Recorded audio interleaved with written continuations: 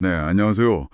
오늘 윌리엄 윌리몬의 강한 자를 위한 복음, 이 글 발주문을 보면서 아주 흥미로운 질문을 좀 던져보려고 합니다.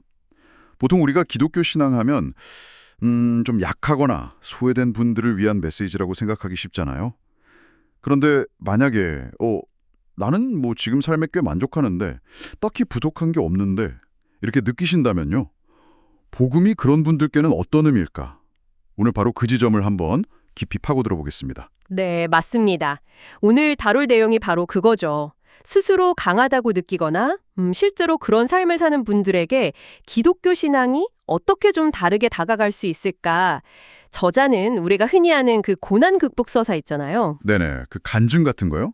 그게 오히려 이런 분들을 신앙에서 좀 멀어지게 할 수도 있다. 이렇게 주장하면서 새로운 관점을 제시합니다. 저자가 지적하는 게 많은 신앙 간증들이 좀 비슷한 흐름이라는 거죠. 네. 과거엔 정말 비참했고 뭐 죄책감도 많았는데 음. 예수는 만나고 삶이 완전히 바뀌었다. 기쁨을 찾았다. 이런 식이요. 이런 이야기 여러분도 익숙하게 느껴지시죠? 그 패턴이 익숙하긴 합니다. 그런데 저자는 그게 유일한 길인지 질문을 던져요. 꼭 그 길만 있는 건 아니다. 네, 성경 속 인물들을 보면 아브라함, 모세, 베드로, 심지어 바울까지도 굉장히 다른 배경과 상황에서 부름을 받았거든요. 그렇죠. 꼭 비참함, 이게 신앙의 필수 전제 조건은 아니라는 거죠. 어쩌면 이 패턴은 아우구스티누스나 루터, 웨슬리 같은 후대 인물들의 아주 극적인 회심 경험에 더 영향을 받은 것일 수도 있고요. 하긴 그 패턴의 또 다른 문제점으로 저자가 꼽는 게 자칫하면 나는 이렇게 극복했다 하는 식의 어떤 영적 자기만족 네, 자기의 같은 거요? 혹은 내 문제 해결받으려고 신앙을 갖는 그런 자기중심성에 빠질 수도 있다 이런 경고도 하더라고요. 그렇죠. 꼭 필요할 때만 찾는 거요. 네, 참호 속에는 무신론자가 없다 뭐 이런 말처럼요. 이어서 저자가 흥미로운 관찰을 내놓는데 주변에서 만나는 강한 사람들 있잖아요. 강한 사람들이요? 뭐 부자거나 그런? 꼭 부자가 아니더라도 그냥 정서적으로 좀 성숙하고 삶이 균형 잡힌 만족스러워 보이는 사람들이요. 네네. 근데 이런 분들이 오히려 교회 공동체와는 좀 거리를 두는 경향이 있더라는 거예요. 왜 그럴까요? 그분들은 영적인 갈증이 없을까요? 아니면 교회가 바로 그 부분인데요. 교회가 너무 약함, 슬픔, 뭐 문제 이런 데만 메시지를 집중하다 보니까 이 강한 분들은 나는 교회 없이도 잘 지내는데 이렇게 느낄 수 있다는 거죠. 그렇겠네요. 심지어 교회에서 때로는 당신은 행복하다고 착각하는 거다. 사실 당신에겐 깊은 문제가 있다. 이런 식으로 좀 죄책감을 주려고 할 때도 있잖아요. 있죠. 네. 그게 마치 건강한 사람 붙잡고 당신 병 있다고 막 확신시키는 것처럼 느껴질 수 있다는 거예요. 상당히 거부감이 들 수도 있겠네요. 그렇다면 이 강한 이들에게 다가가려면 좀 다른 접근이 필요하다는 거군요. 맞습니다. 그래서 저자가 아주 파격적인 제안을 합니다. 어떤 건가요? 그 전통적인 설교 신서 있잖아요. 1. 당신에게 문제가 있다. 2. 그리스도가 답이다. 3. 회개하고 구원받아라. 이 트리오. 네, 익숙한 순서죠. 이걸 뒤집자는 겁니다. 뒤집어요? 어떻게? 그리스도가 답이다. 여기서부터 시작하자는 거예요. 문제 지적보다 답부터. 네. 하나님의 무조건적인 사랑과 은혜가 이미 우리에게 주어졌다. 이 선언에서 출발하는 거죠. 와, 그러니까 어떤 자격이나 조건, 내가 뭘 했어가 아니라 그렇죠. 이미 주어진 선물, 그 은혜를 먼저 인식하는 것에서 시작하자는 발상입니다. 와, 이건 정말 접근 자체가 완전히 다른데요. 네, 이게 정말 뭐랄까 패러다임의 전환인 거죠. 신앙을 이해하는 방식 자체를 바꾸는 거예요. 그럼 회개는요?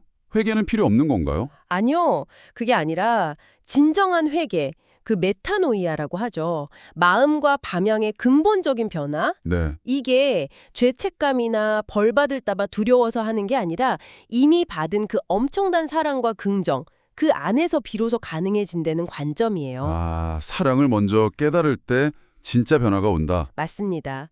하나님의 예스를 먼저 듣는 거죠. 그리고 그 안에서 우리의 진짜 모습, 예를 들면 와, 내가 이렇게 큰 사랑을 받았는데 거기에 합당하게 살지 못하고 있네. 이런 걸 발견하고 변화, 즉 회개로 나아간다는 겁니다. 죄책감을 동력으로 삼는 게 아니군요. 그렇죠. 오히려 그 사랑에 감격해서 변화하는 거죠. 저자가 인용한 이야기가 딱 이걸 보여주는 것 같아요. 그 양들 속에서 자란 어린 사자 이야기요? 아, 그 비유 정말 좋죠. 네, 자기가 사자인 줄 모르고 양처럼 풀 뜯고 매 하고 울다가 네, 그렇죠. 어설프게 양 흉내 내면서요. 그러다 큰 사자를 만나서 무릉덩이에 비친 자기 진짜 모습을 보잖아요. 네. 그리고는 포효하죠. 네, 바로 그 순간 자기 정체성을 찾는 거. 그 비유가 정말 핵심을 찌릅니다. 우리가 죄책감 속에서 스스로를 연약한 양처럼 여기면서 그렇게 살 필요가 없다는 거예요. 은혜는 우리가 본래 하나님의 자녀로서 가진 그 강하고 고귀한 정체성, 사자로서의 참모습을 깨닫고 거기에 맞게 살도록 힘을 준다는 거죠. 무력하게 무릎 꿇는 죄인이 아니라 당당하게 두 발로 서는 자녀로 부르시는 거죠. 바울도 다마스쿠스로 가는 길에서 그걸 경험한 거잖아요. 바울의 변화도 그런 관점에서 볼 수 있군요. 네. 자기가 박해하던 그 대상이 아니라 자신이 바로 하나님의 사랑받는 자녀라는 걸 깨닫는 정체성의 혁명이었죠. 가장 중요한 건 우리가 이미 얼마나 깊이 사랑받고 있는 존재인지를 기억하는 겁니다. 와, 듣고 보니 기독교 신앙이라는 게 단지 약점을 보완하고 문제를 해결하는 수단 그 이상이네요. 그렇죠. 이미 스스로 강하다고 느끼는 사람들조차도 자신의 진짜 정체성, 그 사자 같은 모습을 발견하고 더 큰 삶의 목적과 의미를 향해 나아가도록 힘을 주는 그런 강력한 은혜의 메시지가 될 수 있다는 거군요. 네, 맞습니다. 오늘 나는 이 이야기가 여러분 각자의 삶과 또 신앙의 여정을 돌아보는 작은 계기가 되었으면 좋겠습니다. 네. 마지막으로 이런 질문을 한번 던져보고 싶어요. 혹시 여러분 안에 있는 그 강함, 이만하면 충분하다고 느끼는 바로 그 지점이 역설덕이게도 아무 조건 없이 그냥 주어지는 가장 큰 선물인 은혜를 온전히 받아들이는데 오히려 걸림돌이 되고 있진 않은가요? 한번 조용히 스스로에게 물어보시면 좋겠습니다.